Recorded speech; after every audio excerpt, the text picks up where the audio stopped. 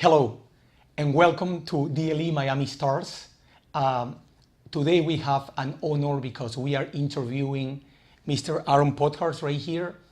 I'm going to talk a little bit about Mr. Podhurst. Mr. Podhurst was born in New York, went to University of Michigan, Columbia University Law School, and then he moved to the city of Miami. For many decades, he's been a prominent attorney, and his firm is a very, very successful firm. Today we have the honor of interviewing Mr. Podhurst. So welcome, Mr. Podhurst. Thank you for having me. Let's start the conversation with a basic question. Talk to us about your early years, your years in New York. Well, I actually grew up in a place that was the Catskill Mountains in upstate New York. We were relatively poor, and none of my older brothers or family ever went to college. I was lucky because I played basketball, and so I got a basketball scholarship to the University of Michigan. I was the first member of my family to ever go to college. So fortunate that I was the youngest and had that opportunity.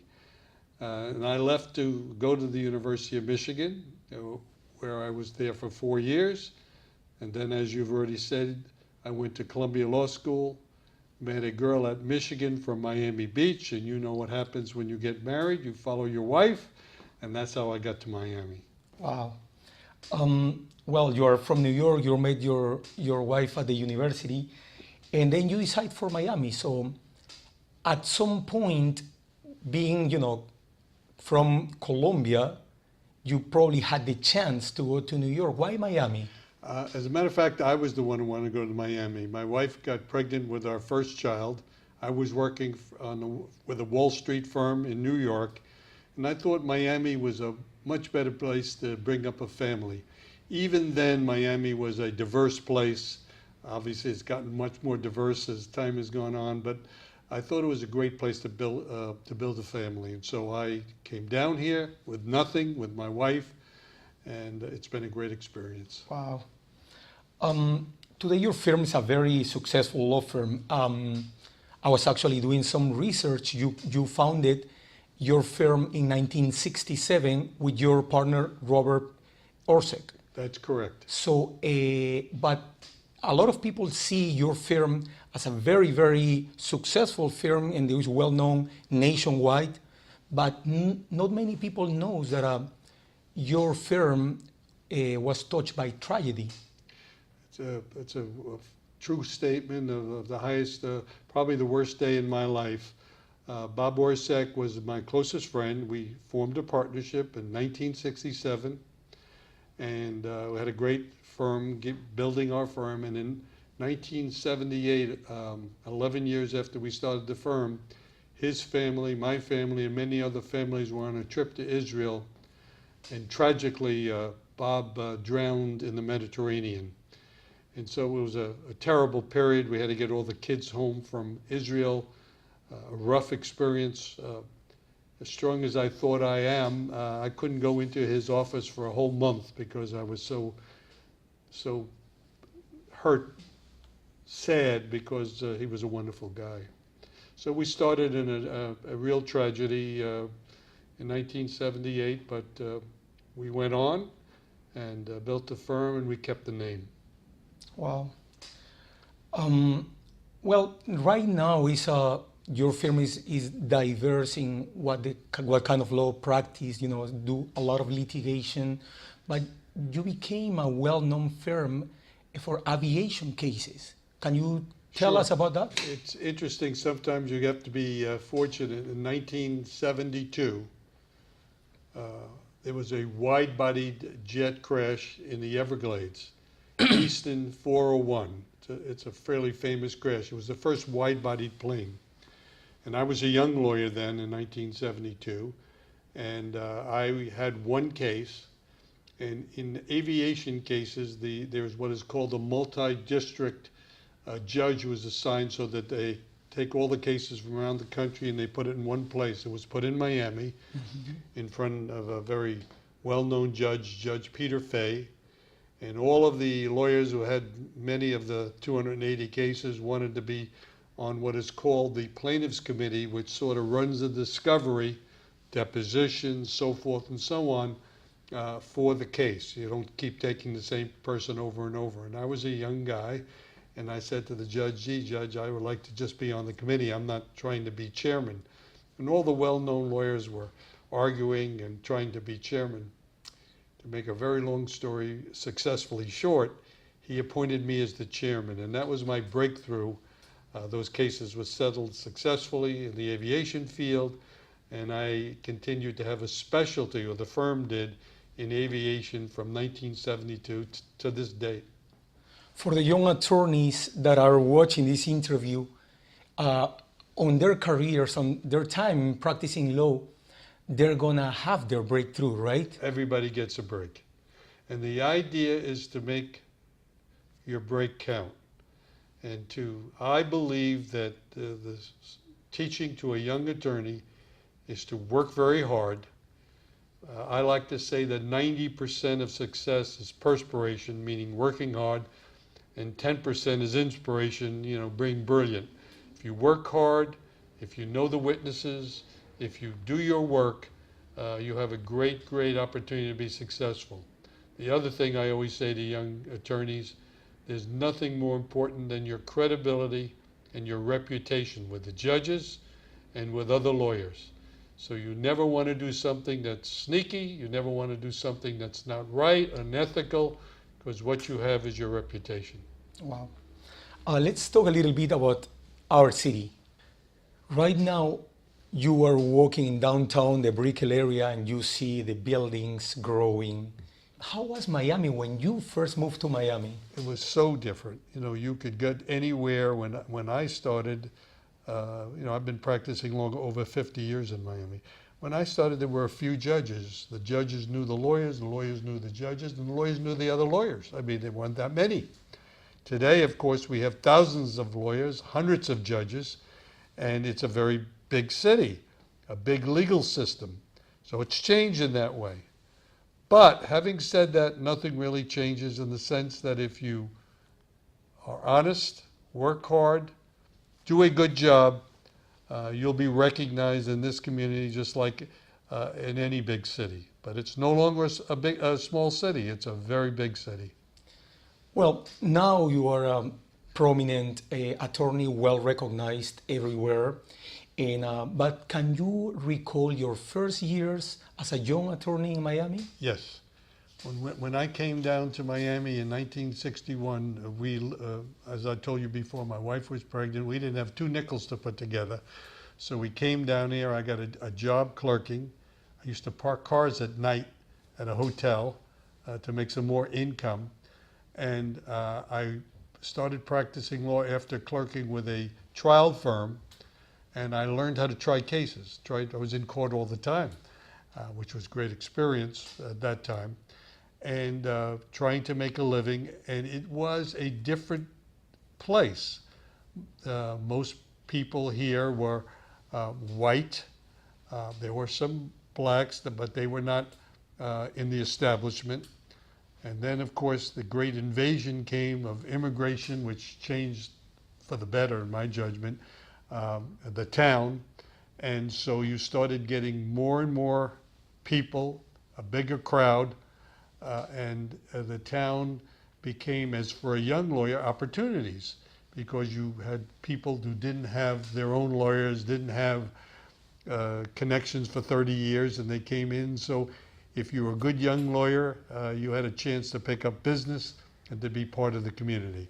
So I think that the great immigration in the 60s was very helpful to a young lawyer.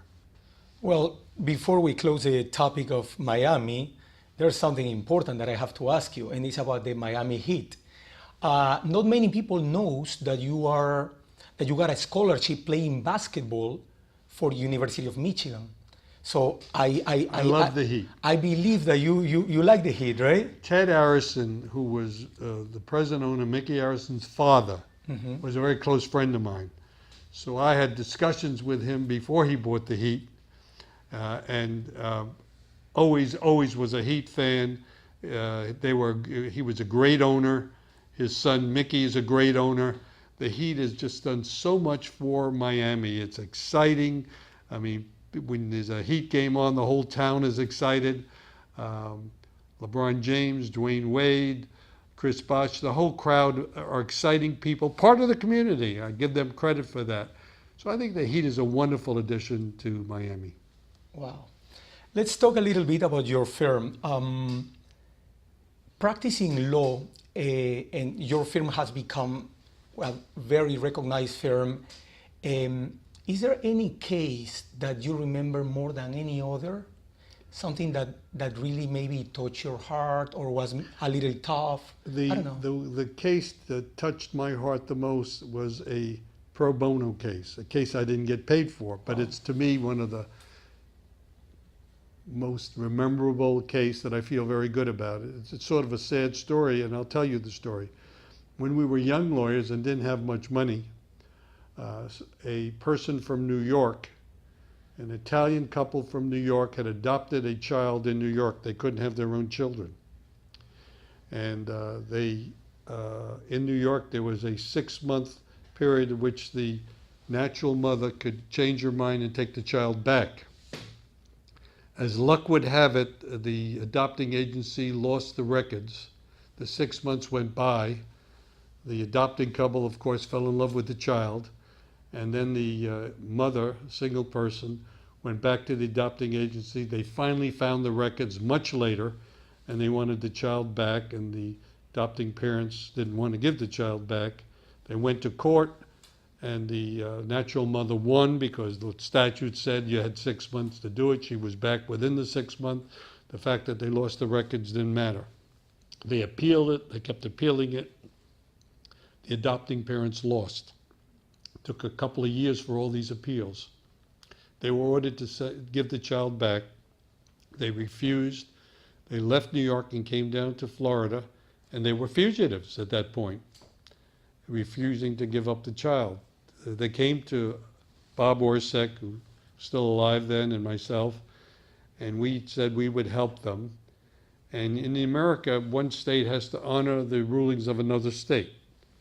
However, Bob Orseck came up with a wonderful theory that in Florida that it doesn't apply in only 2 instances. One, where a crime is about to be committed, which is not this case.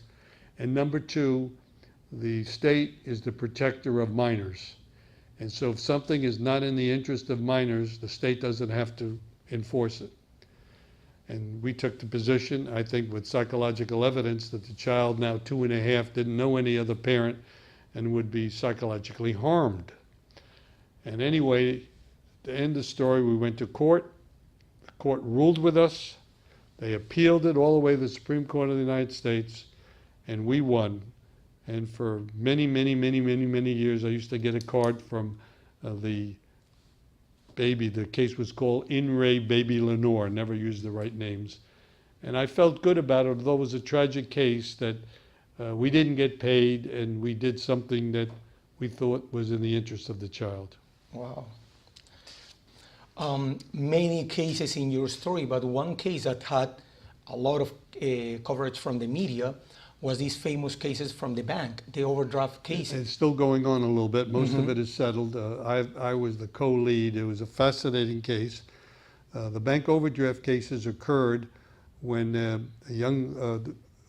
banks decided, when you gave your college student a debit card, the banks decided instead of just, if they went over, just to keep it in chronological matter as you incurred charges, the banks by computer would change it so that if you had a $10 pizza bill and a $10 hat bill, and then your grandfather or your father bought you a TV set, which cost $700, even if it was the last day of the month, they'd make the $700 the first bill. So instead of having one overcharge, you'd have 6, 7, 8, 9 overcharges at $35 a piece.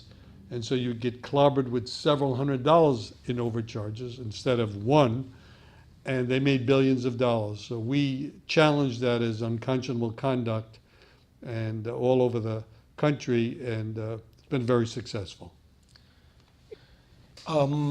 This is a question that really, I think it's gonna be important. Any case that you remember that you were probably about to lose, but then something happened and changed things around? I can answer that. It's a very humorous thing, but it's about people. Mm-hmm. We had 3 helicopter cases during the Vietnam War where where 3 servicemen in Fort Rucker, Alabama, were killed in a helicopter crash, a Bell helicopter. We had those cases. We tried to find out what occurred. There was a Army investigation, but they would not give it to us, saying that it was secret and that the government couldn't tell you the cause of the crash. We didn't believe that. We thought it was just something wrong with the aircraft that wasn't secret, wasn't a war secret, etc.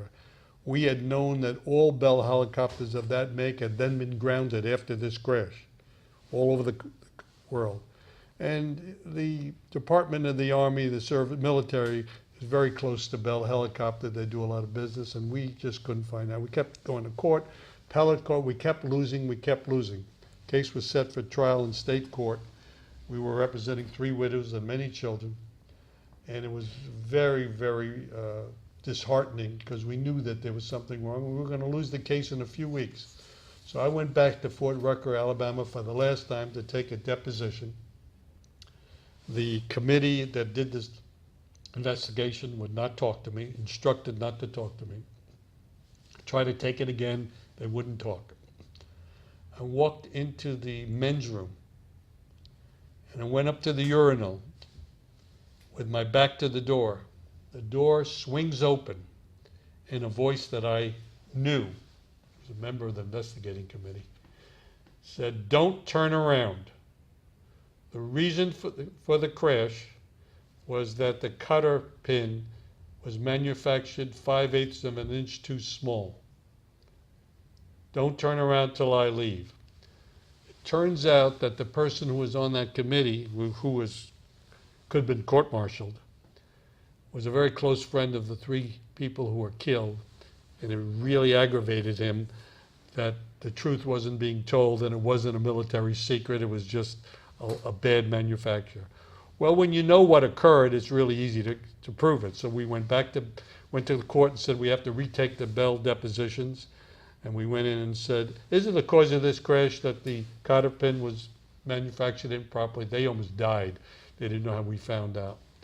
We settled the case very favorably. But there's an incident of luck, a person who didn't want his former friends' families to suffer. No genius on my part, but that's how we won the case. Wow, that's a great story. Let's talk about the personal side of Aaron Podhurst. In several interviews doing my research, you talk about 3 major things. First, you talk about the power of your word, honor your word. Second, be nice to people. And the third is get involved with the community. Can you talk to us about those 3 things? Yes, I think that a lawyer needs to obviously get as good as he can in his profession. Learn, be well educated, work hard, do continuing legal education, and of course do well at what your occupation is. I think a lawyer has to be more than that. I think they have to be well-rounded. So they've got to go into the community. Go work at the homeless center. You'll see how other people, less fortunate, live. Not only do you get a good feeling about helping people, but you learn what jury's about. Who are jurors? Jurors are ordinary people. They drive taxis. They are carpenters. They're from everywhere in life. So if you have no relationship with those people, if you don't know any of those people, you're not going to understand them as well. So I think getting out in the community is very important, not only to help people, but to round yourself into knowing what you're doing. Extremely important. I also always believe that people like to do things for nice people. That's the way I feel. If you know somebody who is in your business and you like that person you tend to send them business. So I met a young guy who interviewed me, and what a nice guy he was. And it's the same thing in the law. If you are a nice person, if you treat people right, if you are a real gentleman or a lady, depending on who you are, and treat people, comes back to help you in everything you do. So I tell my young lawyers, every person you meet is a potential resource for you. Be nice to people, be nice to your secretary, be nice to your investigator, be nice to the person who waters the flowers, be nice to everybody. And the part that says honor your word is self-explanatory. If you're only as good as your word. The first time that you do something inappropriate, don't try to be a little aggressive, all of that kind of stuff, it's going to come back to haunt you. I tell young lawyers, if you have to think about whether this is proper, whatever it is you're doing, don't do it. Because the fact that you had to think about it means there's some doubt in your mind. Don't do it. You haven't had an average attorney career, that's evident. But throughout the years, I know it wasn't easy. But what are a couple of lessons that you want to share that you have learned throughout your career? I think what I would say legally is it's not about you, it's about your client. So lawyers sometimes like publicity, they like other things, they like to do something, but the important thing is what's in your client's interest. An example. You're representing a widow and 3 children in an aviation crash, and you get a very favorable settlement of millions of dollars. Let's assume that hypothetically. A lot of lawyers like to put it in the paper and like to, show how terrific they are. But if you think about it, it's not in the interest of the widow. It's a tough world out there. Who knows who'll find out they have money and might, injure them in some way or want something from them. And number 2, they've got to go on with their life. So I think you got to find out what's in the interest of your client. You got to do what's the right thing. You'll get your publicity on its own. The newspapers will pick up whatever they want to pick up. So the first thing I think is do what's good for your client. And the second thing is that, and I repeated myself a little bit, but I think it's so important. You should never do anything that criticizes our system in a bad way. What do I mean by that? You may not agree with every judge's ruling. You may not agree with every jury's verdict. And you can certainly in America speak the truth and say, I don't think that's right, or I think it should have gone the other way. But never hold up the system to disfavor. Don't criticize the courts. Don't criticize juries. They all do the best they can. And so I think this is still the best system in the world. Where would you rather live other than in America? Nowhere. For me, America is the only place in the world for me. And so I think as a lawyer, you gotta say to yourself, how lucky am I to live in Miami-Dade County, in Florida, in the United States of America, and be able to practice law? Aren't I lucky? Wow. You're a man full of stories. Are you planning to write your memoirs? Probably I will someday, but I'm still very active. I don't have the time. But I would like to sit down and talk about, not in a boasting way, but all of the different things that have happened to me. Like the story in Fort Rucker, Alabama. I find life sometimes, you get a very lucky break. And I think those stories are humorous and they're interesting. Some of them are not all favorable. The one with Elian Gonzalez was almost a tragedy in a way. It wasn't, but I thought it ended poorly. It could have ended better. But all of those stories are interesting. I'm sure all the young attorneys would love to read a book like that. The practice of law nowadays is changing dramatically, especially because of technology. But in your opinion, what will not change in the practice of law? It's a very good question, by the way. I've never been asked that in an interview, and that's a wonderful question. Thank you. What's not good, technology will change the way you get information and the way you prepare for cases and all of that stuff. But what will never change is the necessity of the lawyer to have a strategy for a case. Every case has one or two points that it's going to go on. If a case is all one-sided or another, it'll never get to a litigation. If it's so clear that you rear-ended the other car and that's the liability, you don't need a lawsuit to tell you you shouldn't rear-end a car. If there's no liability of any kind, you're not going to win it. Most cases have questions of fact. Difficult, who's right, who breached the contract, who didn't. The lawyer has to be the quarterback. The lawyer has to be set what is going to make this jury or this judge come to my side. What is going to happen? You have to have a strategy. You have to know what to ask the key witness. You have to know what not to ask the key witness. That's where the lawyer's brain will never change. Take the information, how you get it changes, but how you put it forward in your strategy, what is the strategy? I think your opening statement, which is what you do in court, you say, this is what we're going to prove, beginning of a trial. Then there's a closing statement at the end of the trial, after the case is already over, and you make a closing argument. I say the closing statement and the closing argument should be the same. After you told the jury what you're going to prove, you get up at the end of the case and say, I think we proved the following. All of that map of what you're going to prove is all the lawyer's doing. Can't read it in a book. Each case is different. That's where the lawyer earns his faith. Wow, wow. And finally, Mr. Podhurst, you've had a wonderful and exciting career. So I'm gonna appeal to your imagination right now.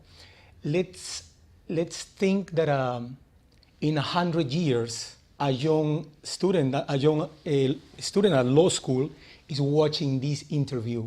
To close the interview, what would be the message for that student at law school? It would be get the best education you can, learn your profession, learn the law, learn how you present cases, how you talk to people, be as educated as you can, as experienced as you can. That's number one. Go out in the community. Learn what people are all about. Even if they change in 100 years, people are people. They're the most exciting part of anything, any occupation is people, who you deal with. Be a people person. I think that's very important. Your reputation is sacrosanct. If the first time you lose your reputation, you'll never get it back. And there's another part other than working in the community and being well-trained. Be good to your family. Be a family person. A family is part of a good life. Be a person with a good life. If you like your kids and you like your parents and you like your siblings and you like everybody and you have a relationship, you're going to understand people even better. So you'll know when a widow loses her husband, the tragedy of it, because you're married. When a mother loses a child and you have your own children, you can understand the horrible loss because you've lived it. So in my judgment, family, being honest, being hardworking, living in the community, even in 100 years, they'll still be the keys to success. Well, Mr. Podhurst, thank you very much. It's been a great honor to have you today. We really thank you for this interview. And I'm absolutely sure that many people is going to take advantage of this message. Well, I thank you. You're a very good interviewer and you did your homework, and thank you for having me. Thank you very much.